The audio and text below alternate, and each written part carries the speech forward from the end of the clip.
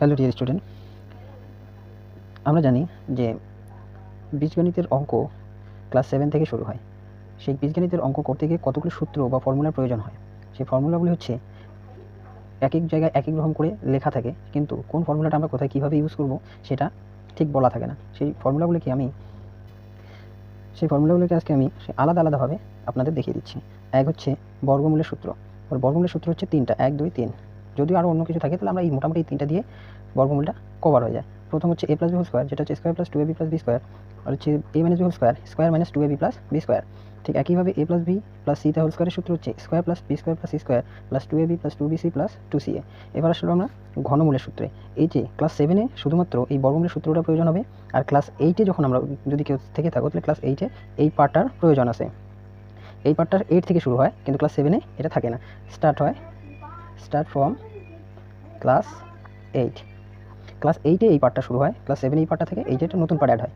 ঠিক একই রকম মান নির্ণয়ের সূত্রের ক্ষেত্রে কী হয়, মান নির্ণয়ের সূত্রের ক্ষেত্রে ক্লাস 7-এ এটা পাওয়া যাবে, এটাও থাকবে।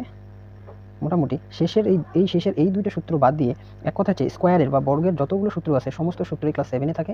আর যখন কিউব বা ঘনমূলে আমরা চলে যাই, কিউবের সূত্রগুলো সব ক্লাস 8-এ অ্যাড হয়। তাহলে আমরা মান নির্ণয়ের ক্ষেত্রে এই সূত্রগুলো মনে রাখবো। মোটামুটি এখানে 9টা সূত্র আছে মান নির্ণয়ের, এই 9টা দিয়ে মোটামুটি সব অঙ্ক কভার হয়ে যায়।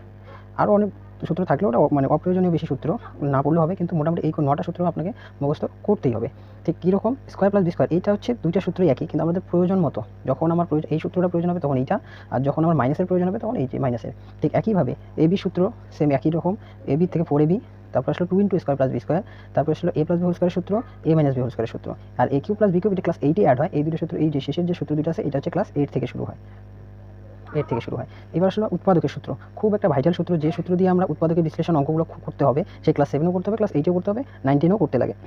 এবার হচ্ছে প্রথম যে সূত্রটা স্কোয়ার মাইনাস বি স্কোয়ার, এই সূত্রটা শুধুমাত্র ক্লাস 7-এই থাকবে, শুধুমাত্র ক্লাস 7 থেকে শুরু হবে। আর পরবর্তী যে সূত্র দুটো আছে এই সূত্র দুটো ক্লাস 8-এ এসে অ্যাড হয়। তাহলে এই সূত্রটা হচ্ছে ক্লাস 7-এ থাকবে, শুরু হবে।